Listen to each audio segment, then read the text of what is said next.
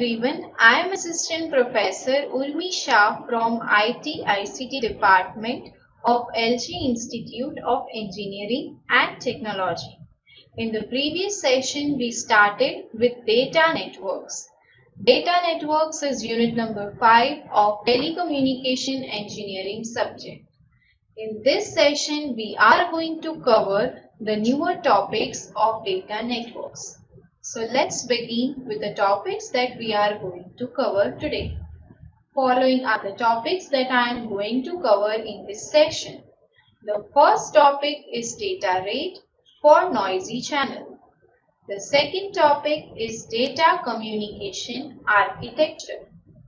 The third topic is link-to-link layers. So in the previous session we have already seen that data networks are classified in 3 different types, that is LAN, MAN and WAN. And now today we are going to see how the data rate is possible maximum in noisy channel.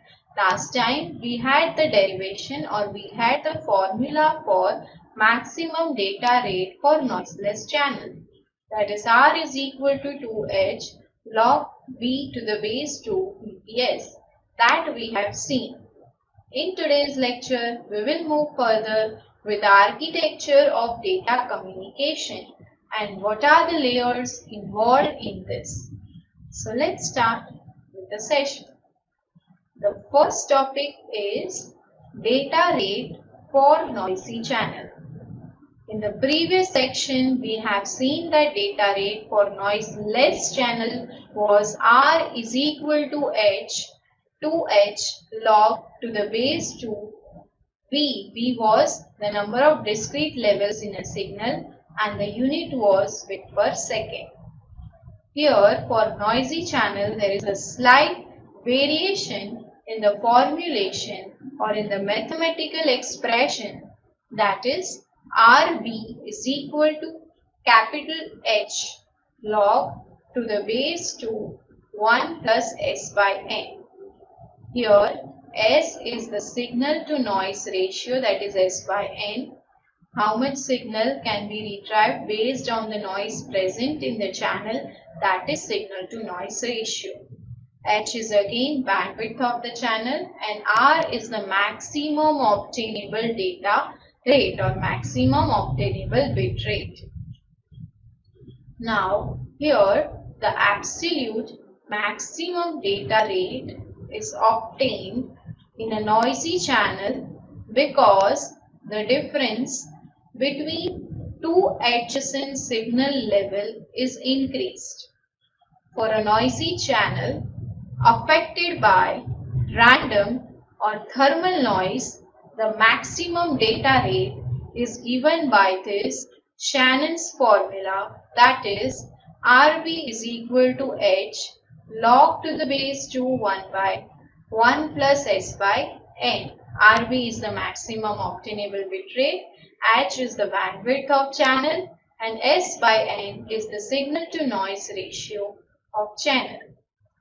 Nextly, the maximum bit rate RB is not dependent on number of levels used to represent a signal, which in the previous case was opposite, that to represent data rate for noiseless channel we had one variable capital V. V was the number of discrete levels in signal, while there is no such variable in calculating maximum bit rate for noisy channel.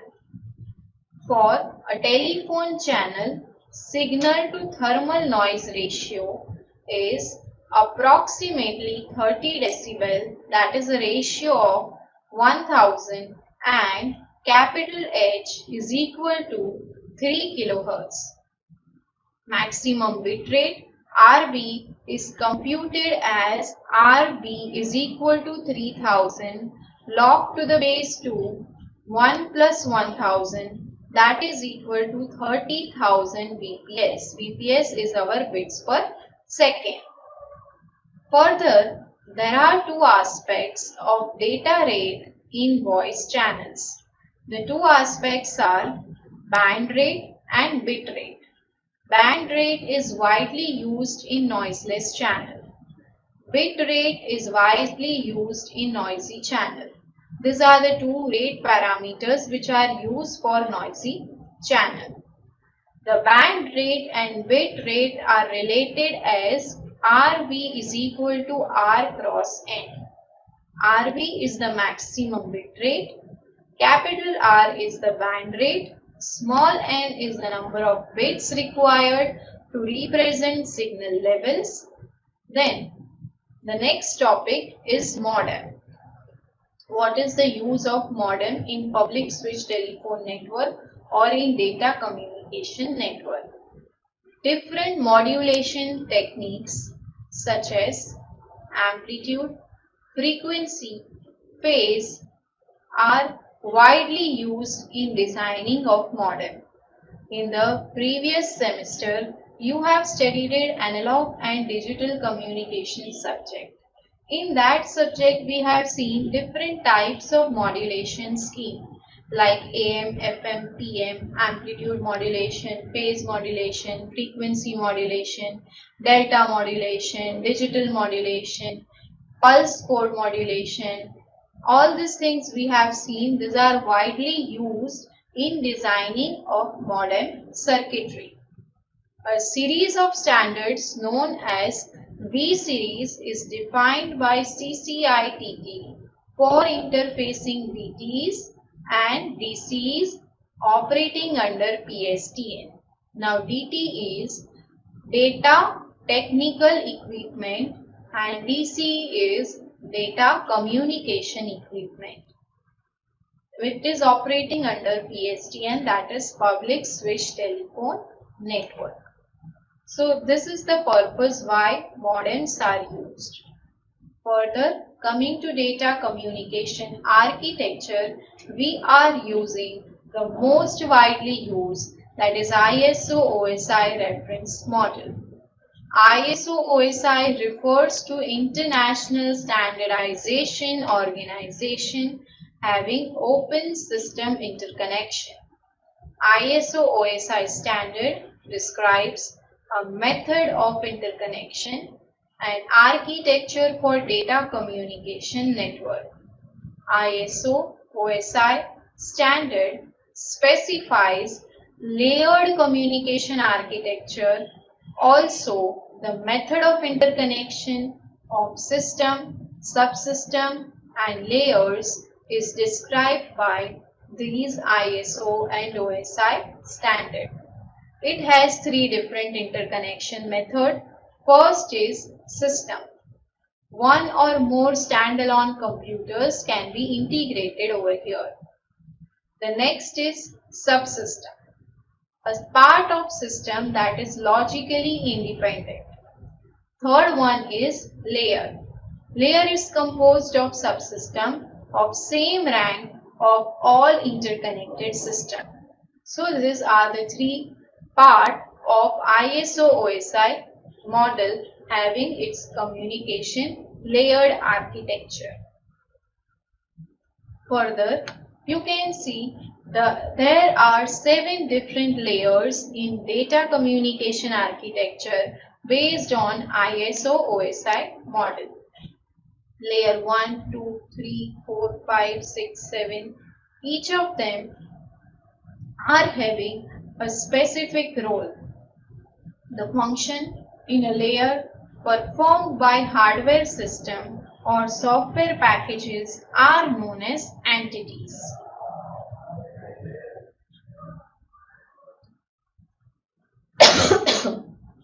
Moving ahead, the data exchange between peer entities takes place in the form of protocol data units, that is PDUs.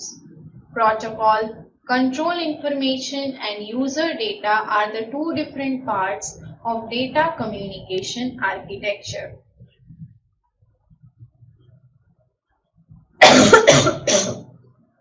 Data exchange between entities of adjacent layers, that is between layer n and layer n-1, takes place in the term of interface data units. that is ISI, Interface Control Information, and second one is interface data. So these are the part of data communication architecture. Now further you have link-to-link layers. ISO OSI reference model has 7 layers. The first 3 layers, that is physical, data link and network layer, the communication proceeds on a link-to-link basis. In link-to-link basis, service is obtained from the immediate lower layer and provide services to the immediate upper layer. OSI services are categorized into two forms, that is connection-oriented services and connection-less services. These are the two different types of services offered by link-to-link layer. Moving ahead, peer entities of OSI layers communicate using peer protocols. Protocols are strict procedures and sequence of actions to be followed in order to achieve orderly exchange of information among peer entities. These are the 7 different layers of data communication architecture. From the topmost to the bottommost, we have 7 different layers. The first layer is physical layer, which you can see on the bottom. Moving ahead, the next one is data link layer. The third one is network layer. The fourth one is transport layer. Fifth one is session layer. Sixth one is presentation layer. And the last one is application layer. This is a 7-layer based OSI model which is widely used in data communication network. Each of them are having their specific roles, like for example in physical layer, the transmission and every communication part will be done via subnet. Physical, data link, network layer, the role of these 3 of them is to perform communication between subnet or sub-networks. Work of transport layer is to transport or to carry the data from one section to another section. The role of session layer is to provide session protocols or certain tasks that has to be performed with the data in this section. Presentation protocol is related to how the output data has to be presented via sender to receiver side and how it has to be applicable at the receiver side. That is the role of application protocol. So each of these layers are having certain roles, certain application based on which they have been used over here. In this session, we have also seen what is link-to-link layer. Then we have also seen what is data communication architecture. What are the 7 different types of layer. Then we have seen ISO OSI model. What is the role of modem? What are the modulation techniques used in modem? Then we have seen regarding data rate for noisy channel. So these are the topics that we have covered in this session in brief. You can refer the references for the topics that we have covered, which are listed over here. If you have any doubts, you can refer this reference books for the topics that we have covered.